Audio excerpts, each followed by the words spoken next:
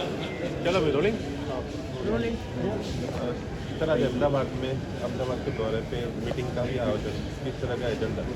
देखिए, पिछले दिनों यहाँ पे 2-3 बड़े मामले हुए जिसमें विशेष तौर से बिजली का जो समझौता सरकार ने किया था उसमें तमाम घपले और घोटाले सामने आए हैं, जिसको लेकर हमारी पार्टी ने अभियान भी चलाया है और आगे भी इसको हम लोग उठाएंगे कि किस तरह से गुजरात के लोगों को महंगी बिजली दी जा रही है।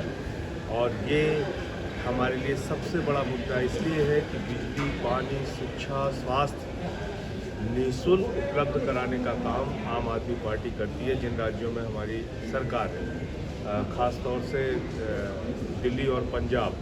गुजरात में हमारे 5 विधायक जीते हैं। 14% वोट जहाँ पर गुजरात की महान जनता ने हमें दिया है, उस जनादेश का हम स्वागत करते हुए उनके लिए लड़ाई लड़ने का काम करेंगे और इसलिए एक बहुत बड़ा मुद्दा है। और अपने सम्मेलन में जो पार्टी कार्यकर्ताओं का है उसमें इस विषय को हम लोग उठाएंगे। दूसरी बात, पेपर लीक का मामला जब चुनाव चल रहा था उस वक्त भी हम लोगों ने उठाया था, उसके बाद भी उससे संबंधित बहुत सारे मामले आए हैं। अभी राष्ट्रीय सुरक्षा से जुड़ा हुआ मसला है। आपने देखा कि अनंतनाग में किस तरह से हमारे सेना के 2 बड़े अधिकारियों को और जम्मू कश्मीर पुलिस के एक बड़े अधिकारी को आतंकवादी घटना में अपनी शहादत देनी पड़ी, अपनी जान गंवानी पड़ी। और हमारे एक राइफलमैन रवि कुमार जिनकी 13 दिसंबर को शादी थी, उनको भी अपनी जान गंवानी पड़ी। उन शहीदों को हम नमन करते हैं। और गुजरात की धरती, साबरमती के संत जिनको अभी हम लोगों ने देखा G20 के सम्मेलन में, दुनिया के तमाम देशों के राष्ट्राध्यक्ष, तमाम देशों के प्रधानमंत्री वो आए तो उन्होंने बापू की समाधि पर नमन किया। ये भारत की पहचान है, ये गुजरात की पहचान है। गुजरात गांधी जी के नाम से जाना जाता है। गुजरात पूरी दुनिया में अगर अपनी सहिष्णुता, अपने भाईचारे, अपने अहिंसा के संदेश से जाना जाता है तो उस संदेश को भी हम लोगों को विस्तार देना है। इसके बारे में भी हम लोग चर्चा करेंगे। कांग्रेस वहाँ पे अब हम क्या इशू के पाकिस्तान से बातचीत करने की बात क्या कितना सही बताओ? नहीं, मैं तो कह रहा हूँ कि प्रधानमंत्री जी ने हमेशा इस बात का दावा किया है कि हम आतंकवाद का खात्मा करेंगे। और अगर इतनी बड़ी घटना हुई है तो निश्चित रूप से प्रधानमंत्री जी को इसका मुंहतोड़ जवाब देना चाहिए। दुर्भाग्य से हम लोगों ने अब तक एक संवेदना का ट्वीट भी प्रधानमंत्री जी की ओर से नहीं देखा। हम लोगों ने ये जरूर देखा कि G20 का जश्न और जुलूस निकाला जा रहा है। हमने ये भी देखा कि वो मध्य प्रदेश और छत्तीसगढ़ की चुनावी रैलियों में बोल रहे हैं, लेकिन कम से कम इतनी बड़ी घटना पर प्रधानमंत्री जी को अपनी संवेदना व्यक्त करनी चाहिए और उनको निश्चित रूप से इस विषय पे पाकिस्तान को किस तरह से वो अपना जवाब देंगे इसको भी बताना चाहिए। क्योंकि जो अब तक की जानकारी आई है कि ये लश्कर-ए-तैयबा से जुड़ा हुआ एक संगठन है जिसने इस घटना को अंजाम दिया है। और ऐसे हमारे जाबाज अफसरों ने जान गंवाई है। क्या कहें, बताइए आप। कर्नल मनप्रीत सिंह जी, उनके दादा 3 भाई थे, तीनों सेना में थे, उनके पिता सेना में थे, वो खुद सेना में कर्नल के पद पर थे और अंतिम बात उन्होंने अपने परिवार से की, मिशन पे हूँ, बाद में बात करूँगा। और कल जब वो दृश्य हम लोगों ने देखा कि 6 साल का उनका बच्चा अपने पिता की अर्थी को सैल्यूट कर रहा था, तो चौथी पीढ़ी भी उनकी सेना की ओर जाएगी। देश के लिए कुर्बान होने वाले भारत में लोगों की कमी नहीं है। मेजर आशीष जो हरियाणा की धरती के थे, आप बताइए, उनकी 3 बहनें, 3 बहनों में अकेले भाई, 2.5 साल का बच्चा, DSP हुमायूं भट्ट जिनका 2 महीने का बच्चा अपने पीछे छोड़ के गए, अपनी पत्नी को छोड़ के गए। राइफलमैन रवि कुमार, आप सोचिए कि 13 दिसंबर को उनकी शादी होने वाली थी। तो ऐसे जाबाज अफसर हमारे। और मैं ये भी कहना चाहता हूँ, आर्मी का वो डॉग जिसने अपने हैंडलर को बचाने के लिए आतंकवादी की गोली खाई, मैं समझता हूँ ये हम सब भारतीयों के लिए बहुत गर्व की बात है कि देश के लिए मरने मिटने वाले लोगों की कमी नहीं है। लेकिन अगर आतंकवादी घटनाएं हिंदुस्तान में अभी भी हो रही हैं तो प्रधानमंत्री जी को इसका मुंहतोड़ जवाब देना चाहिए और देश के सामने आकर उनको बताना चाहिए वो क्या कर रहे हैं।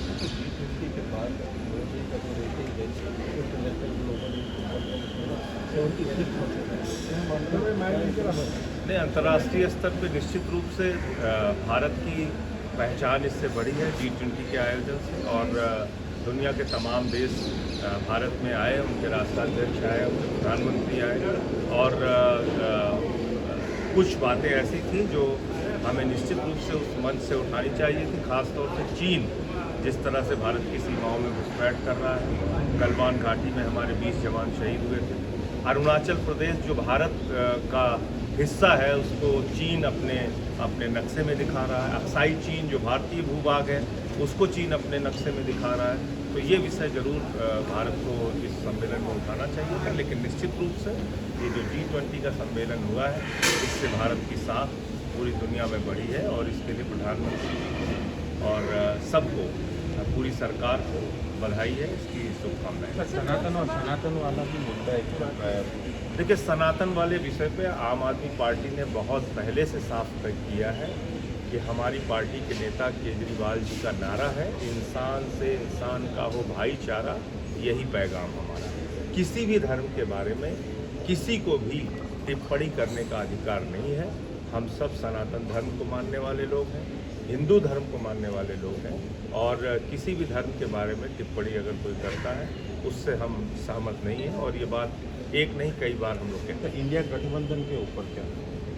इंडिया का गठबंधन निश्चित रूप से विस्तार ले रहा है। और इंडिया के गठबंधन में जो दल हैं, अगर आप उनके मत प्रतिशत को देखेंगे तो करीब 60% मत इंडिया गठबंधन के साथ है, जितने दल उसमें आए हैं। अब इनके इकट्ठा होने से कहीं ना कहीं प्रधानमंत्री जी को और भारतीय जनता पार्टी को परेशानी है। और इसलिए वो इंडिया को लेके ही सवाल उठा रहे हैं। देखिए, पहली बात तो ये है, हमें समझना चाहिए कि इंडिया नाम, भारत नाम, हिंदुस्तान नाम ये कोई अंग्रेज़ों ने नहीं दिया है। ये हमारी परंपराओं से हमें मिला है। हमारे तमाम पुरानी पुस्तकों में आपको इसका जिक्र मिल जाएगा। और दूसरी बात, बाबा साहब डॉक्टर भीमराव अंबेडकर जी ने जब संविधान का पहला आर्टिकल लिखा, पहला आर्टिकल उसमें लिखा, India that is Bharat shall be A union of states. जब हमारे संविधान की पहली धारा कहती है इंडिया, भारत ये सब एक हैं, तो उसमें परहेज करने का और उसके ऊपर सवाल उठाने का, देश का नाम बदलने का या संविधान से इंडिया हटाने का, ये सपना भी हमें नहीं देखना चाहिए। क्योंकि इंडिया शब्द का प्रयोग 900 बार, 900 टाइम्स भारत के संविधान में हुआ है, 900 बार। और दूसरी चीज़, पहली धारा ही बाबा साहब ने जो लिखी है संविधान के अंदर, वही लिखा है उन्होंने, इंडिया दैट इज़ भारत। तो हमने जो इंडिया गठबंधन का नारा दिया है, वो नारा दिया है, जुड़ेगा भारत, जीतेगा इंडिया।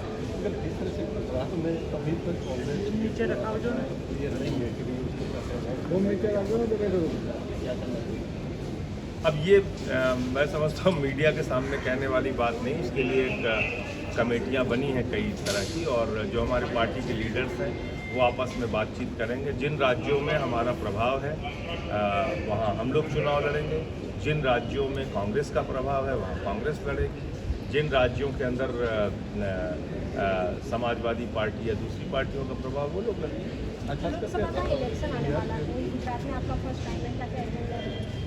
देखिए, गुजरात के अंदर हमको 14% वोट यहाँ की महान जनता ने दिया है। और जैसा मैंने आपसे कहा कि हमारे 5 विधायक जीते हैं, ये एक बड़ा जाना देश है पहले चुनाव के हिसाब से। और निश्चित रूप से हम इसका सम्मान करते हुए लोकसभा चुनाव के अंदर भी आगे बढ़ेंगे। और इसी के बारे में आज अपने साथियों से बातचीत और चर्चा। कांग्रेस के नेताओं की बातचीत चल रही आपसे? यहाँ मुझसे कोई मिलने की बातचीत नहीं जल्दी। मैं तो यहाँ पार्टी के कार्यक्रम में आया।